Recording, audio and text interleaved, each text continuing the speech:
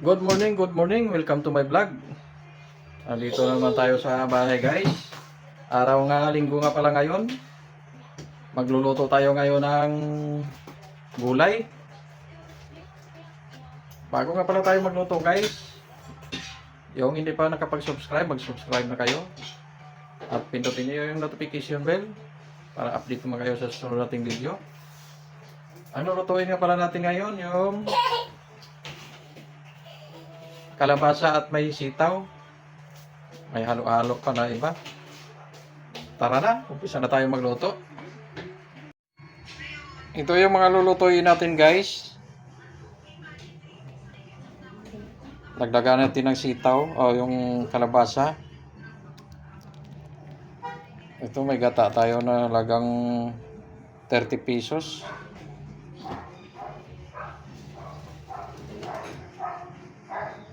Dadagdagan pa natin ng kalabasa.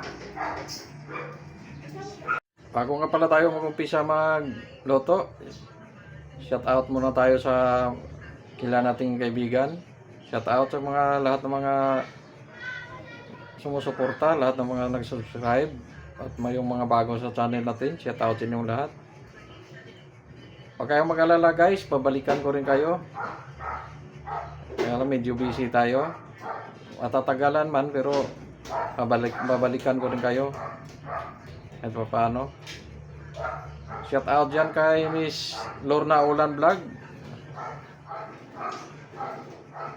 Yan, mabait na kaibigan yon. Puntahan niyo yung channel niya, Miss Lorna Ulan Vlog. Kay EEGTV. Shout out. Kay DJMX Vlog. Puntahan niyo yung channel niyo, guys. Mga mabait yan. Kay Princess Priya, shout out kay Princess Priya. Yan, mga matagal na nating kaibigan yan. Puntahan nyo yung channel nila, mga mabait yan. Tara na, samahan nyo na ako. Luluto ngayong araw na to.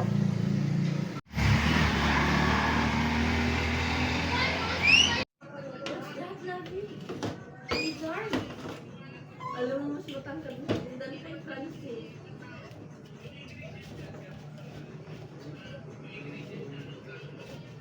Dagdag muna natin itong kalabasa na to.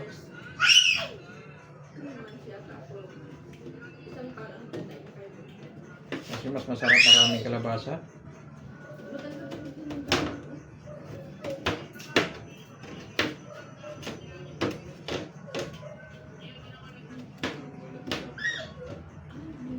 Pero noon sa probinsya noon, naggugulay kami ng kalabasa, hindi na namin balatan eh.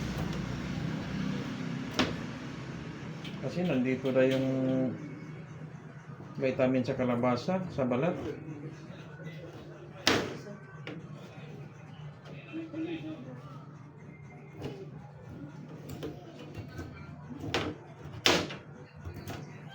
Hindi ko lang sagarin pagbalat. Tirhan-tirhan ko lang ng konti.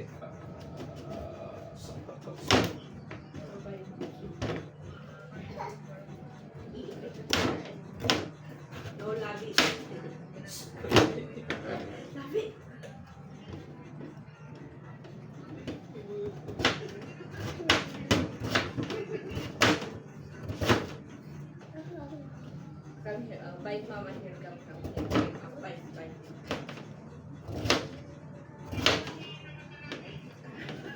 Pero piliin na talaga yung pinapakain.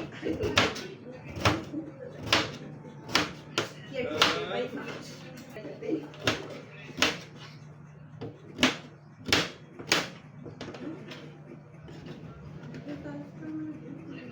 Sarap yung sahog natin, hipon.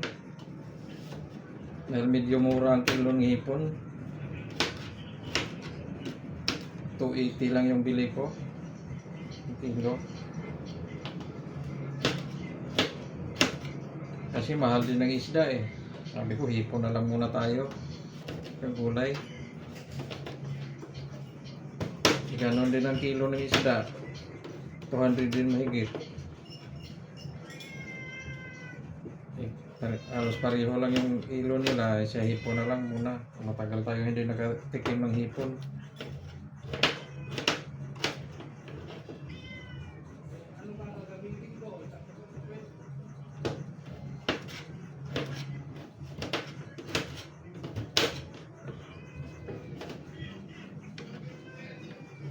Damihan ko na ng loto. Kasi pag hindi maubos namin guys, sa pananghalian hanggang hapunan na to, pag hindi pa maubos ang hapunan, lagay na lang sa ano. Palamigin at ilagay sa ref. Ulan pa yung kinabukasan. Yung pinapangarap natin yung bumalik yung dating presyo na ano, presyo ng bilihin. Mukhang malabo na yata yun. Ayan na. Lagay na lang, iwanan tayo ng konting bawang at saka sibuyas. Ano mas masarap din ito, may konting luya.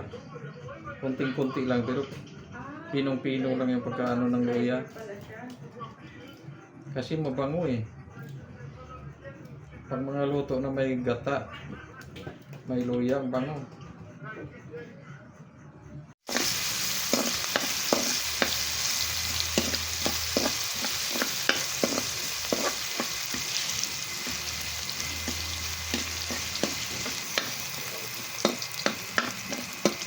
Unahin natin ang gulay. Ay matigas yung gulay. Mamaya na lang yung sahog natin. Pag malapit na maluto dahil hipon yung sahog natin.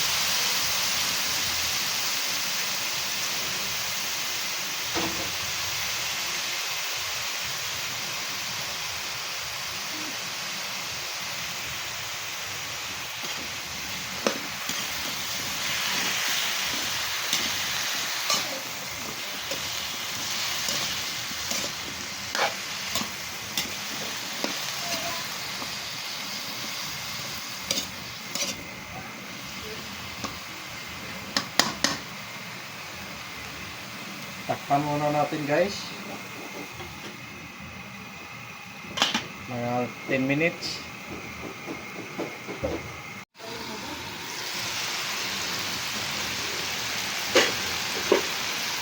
Maglagay tayo ng konting ano guys, para maluto yung gulay niya. Kasi hindi masyadong marami yung gata natin.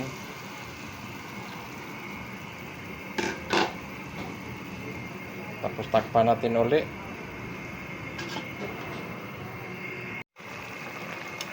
Ayan na guys. Malapit na siyang maluto. Lalagay na natin yung sahog natin.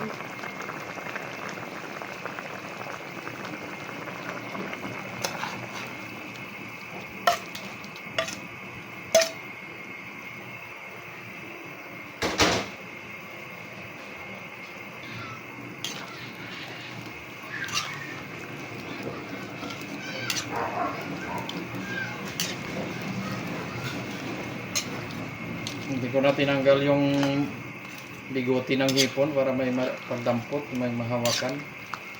Kaya nadya ko talaga yun. Depende na sa inyo kung magluto kayo.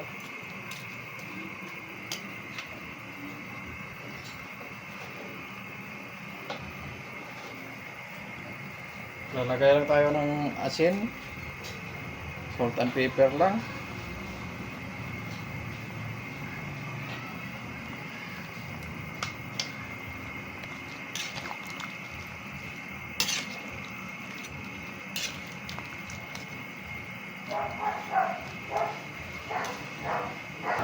Takpan muna natin, maya-maya na tayo maglagay sa gata.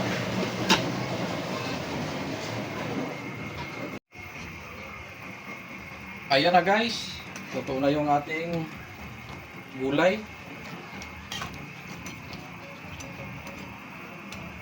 Maraming salamat sa inyong panonood.